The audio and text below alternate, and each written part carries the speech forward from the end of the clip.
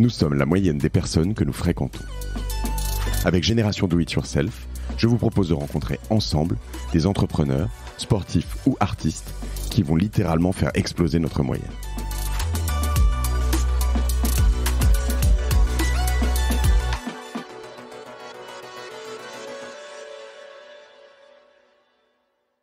Non, c'était pas le cas. Donc, ce qui s'est passé, alors, moi, je connaissais Oussama. J'ai fait la connaissance d'Oussama en 2010, je crois.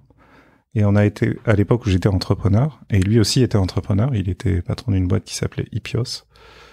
Et on a été présenté par un actionnaire commun. Quelqu'un qui avait investi dans ma boîte et investi quelque temps avant dans la sienne. Tu te souviens de qui? Oui, bien sûr. C'est Sébastien Romelot, qui était banquier à la Banque Lazare à l'époque. Et Sébastien nous a présenté pensant qu'on allait bien s'entendre, et il avait tout à fait raison. On s'est très bien entendu, Oussama et moi, mais sans faire spécialement des choses ensemble à l'époque. On se voyait de temps en temps entre entrepreneurs. Hein. C'est comme ça le monde des entrepreneurs. Il y a personne qui t'aide à part d'autres entrepreneurs, et tu as besoin de partager tes expériences. Et donc on se retrouvait à déjeuner de temps en temps. Et ensuite on a quitté nos deux boîtes respectives à peu près au même moment. Alors lui, il a quitté Ipios dans des conditions qu'on a prises ensuite, qui étaient des conditions conflictuelles, et il a été recruté pour devenir directeur général d'une société qui était en Californie qui s'appelait Bisport. Et ensuite, ça n'a pas duré longtemps, il s'est fait virer de Bisport, à peu près au moment où moi j'arrêtais ma boîte, et donc on était un peu en mode grand blessé, quoi. C'est-à-dire, voilà, on se retrouvait pour débriefer un peu ces deux expériences malheureuses. Lui à Bisport et Ipios, et puis moi dans ma start-up. Et on réfléchissait à quoi faire.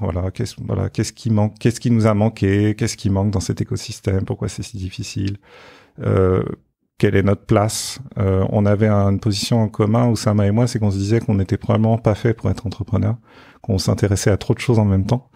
Et que ça, c'était un état d'esprit qui correspondait plutôt au positionnement complémentaire, qui est celui des investisseurs. Pendant que les entrepreneurs sont focus, le nez dans le guidon, parfois pendant plusieurs années, cherchant à résoudre le même problème de façon toujours meilleure, les investisseurs, leur travail, c'est de voir large, de voir loin, de comparer, de chercher, d'étudier. Et donc Oussama et moi, on se disait, on est fait pour ça, mais alors comment on se lance dans le monde de l'investissement, sans track record, sans relation, dans le monde des investisseurs institutionnels. Voilà, donc on avait cette espèce de discussion abstraite au fil de déjeuners tous les mois ou tous les 2 mois, jusqu'à ce qu'ils reviennent et me disent, j'ai rencontré quelqu'un de formidable, qui est Alice Zaguri. Elle dirige un incubateur un accélérateur de start-up qui s'appelait Le Camping, qui était à l'époque installé au dernier étage du Palais Brongniart, et qui dépendait d'une association, d'une structure associative qui s'appelait Silicon Sentier. Silicon Sentier. Stéphane Distinguin dedans, ou à la tête. Qui était le président de Silicon Sentier à l'époque. Et il me dit, elle est hyper forte, elle tient son truc très très bien, mais elle n'y arrive pas parce que c'est associatif et ça crée tout un tas d'incitations problématiques. Voilà. Donc il m'a dit, moi je lui ai proposé de quitter Silicon Sentier pour recréer plus ou moins la même chose en tirant un certain nombre de leçons, mais de façon purement privée avec moi. Oussama me dit ça. Alice et Oussama vont s'associer pour créer un accélérateur qu'ils ont décidé d'appeler The Family. Et Oussama me dit, mais on s'est tous les deux dit qu'il nous manquait quelqu'un sur le versant institutionnel. On est en France. Dans un pays comme la France, rien ne peut se faire sans la bienveillance, au minimum, des pouvoirs publics, des grandes entreprises, des médias, du monde académique. Et tout cet univers-là, c'est un univers qu'on ne maîtrise pas, dans lequel on n'a aucune connexion. Or, toi, ça fait plusieurs années que entre ton livre, ton background, ton rapport sur la fiscalité, tu t'es habitué à parler à ce monde-là, à former ce monde-là, l'ancien monde, à ce que c'est que l'économie numérique. On a besoin de quelqu'un comme ça dans notre accélérateur pour, compléter le dispositif. Ils avaient raison, tu crois? Est-ce que c'était le cas? Est-ce que c'est toujours le cas?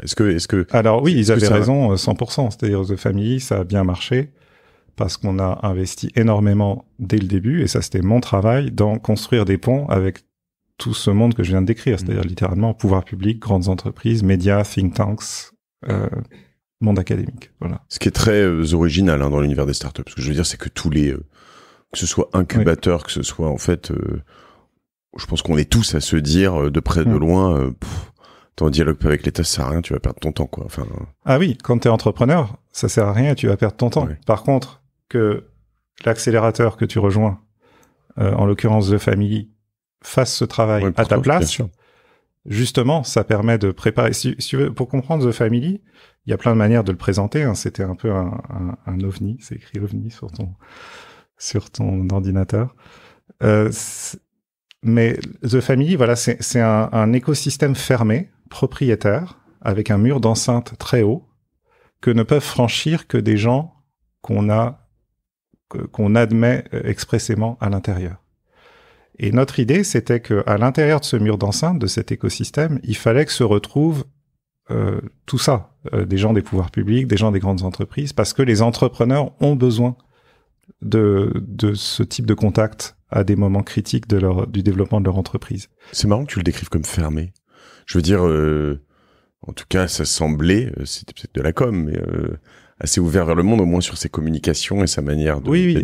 Après, justement, c'est fermé avec des cercles concentriques, c'est-à-dire c'est ouvert aux bornes.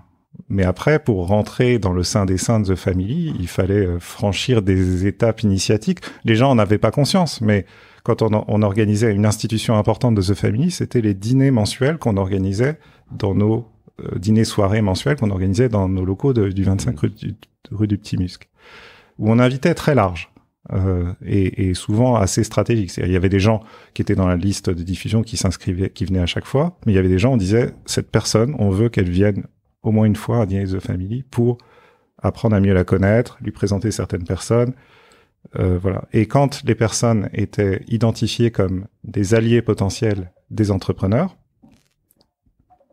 eh ben on commençait à les inviter dans des contextes plus fermés, des dîners privés, des réunions, des meet-up, pour approfondir la relation. Et en fait, The Family, à un moment donné, c'était une sorte d'immense Rolodex, voilà, de contacts qu'on avait développés. Et moi, c'était une partie essentielle de mon travail dans cet univers qui permettait, chaque fois qu'un entrepreneur était confronté à un problème où ils avaient besoin, voilà, d'une connexion avec, j'en sais rien, AXA, Saint-Gobain, que sais-je, ou le cabinet du ministre des Transports ou le cabinet du ministre de la Santé, on savait qui appeler, quelqu'un qui avait été formé, familiarisé avec les startups par nous, en venant à nos dîners, en participant à des événements, en discutant au fil de tête à tête, etc. Toi, t'étais une sorte de rabatteur, instit politique dans les grandes lignes. Exactement, exactement. Quel était le rôle d'Alice et d'Oussama ? Alors, le rôle... Alice et Oussama, ils formaient un binôme qui gérait The Family. Moi, j'étais, si tu veux, une sorte de ministre des Affaires étrangères. J'étais plutôt... backstage surtout beaucoup à l'extérieur. Voilà, ces gens-là, du monde institutionnel, ils se déplacent pas, par définition. Enfin, pas au début, il faut aller les voir. Donc, j'étais beaucoup à l'extérieur. Et pendant ce temps-là, Alice et Oussama faisaient tourner la boutique, et avec une répartition des rôles qui était, en gros, Alice gérait l'opérationnel. Elle gérait la marque aussi. Alice, c'était la gardienne de la marque et de la culture. Elle était extrêmement vigilante. Très belle marque, une très belle culture. Voilà, elle était extrêmement vigilante. Voilà, une bonne partie du succès de The Family, on le doit à Alice et au travail minutieux qu'elle a fait pour arrêter des choses. Par exemple, enfin, c'était des petits détails, mais par exemple, elle interdisait aux membres de notre équipe, quand ils parlaient de The Family, d'écrire TF. Elle disait, c'est pas TF, c'est The Family. Voilà. Et c'était une multitude de petites disciplines comme celle-là qui ont fait une marque forte, en fait. Big up Alice. Moi, je déteste quand on dit Cosa au lieu de Cosa Vostra. Ça me exactement, ouf, exactement. Et Oussama, lui, c'était donc son point fort, ça a été toujours de parler aux investisseurs, notamment des investisseurs qu'on a invités à devenir actionnaires de The Family au fil de l'eau. Et en fait, bon, après, il faisait ce qu'on appelle les office hours avec les entrepreneurs, mais pour ça, il a vite recruté un bras droit qui a pris l'essentiel de ce travail, qui s'appelait Balthazar de Laverne, qui est ensuite devenu dirigeant de The Family avec nous, quelques années plus tard. Mais Oussama, voilà, et dans la continuité, voilà, c'était celui qui faisait rentrer des fonds, et dans la continuité de ça, il supervisait un peu tout ce qui était direction financière et juridique de The Family.